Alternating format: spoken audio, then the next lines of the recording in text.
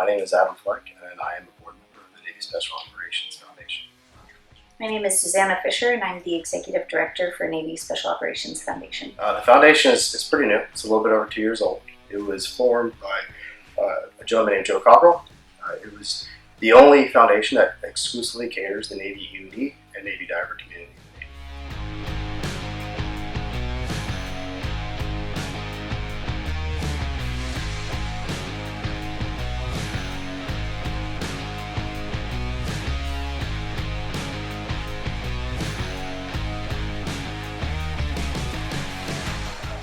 We have a very unique mission set. We are a very unique asset in the Navy. We work autonomously by ourselves in small units.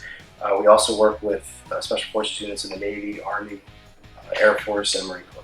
So we have 4 basic pillars of our foundation that is set up to handle the things that we find right now to be pressing in this organization. The first one is warrior care, something I'm very passionate about. These past wars have put a lot of physical burden on our community. One of the areas that we're really looking into right now is TBI, the traumatic brain injury, and what the long-term effects that is. 52% of Navy EOD operators have experienced over 50 moderate blast exposures throughout their career, which is quite severe. You have 47% of them who have had or experienced suicidal thoughts. 60% of them have had 10 or more people that were very close to them die unexpectedly. And you have 62% of Navy EOD technicians that have never in their entire career had any brain imaging whatsoever.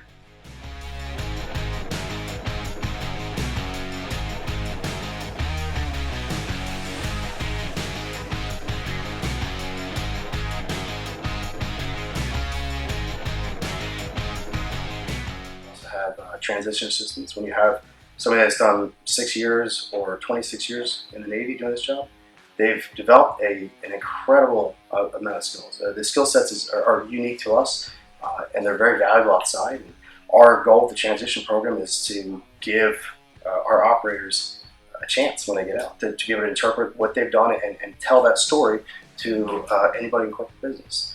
So we have a very robust transition program.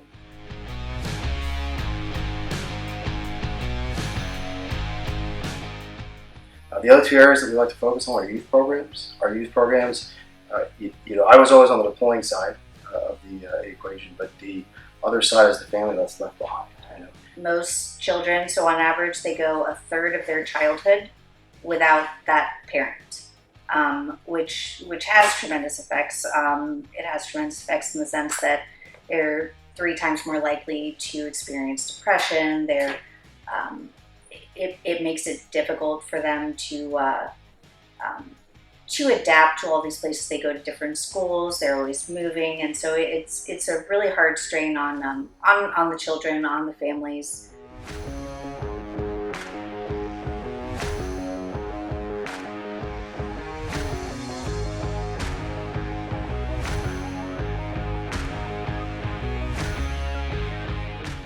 And then the last area that we kind of focus on is community presence. So suicide rates are high, right, in the military, a little higher than the national average.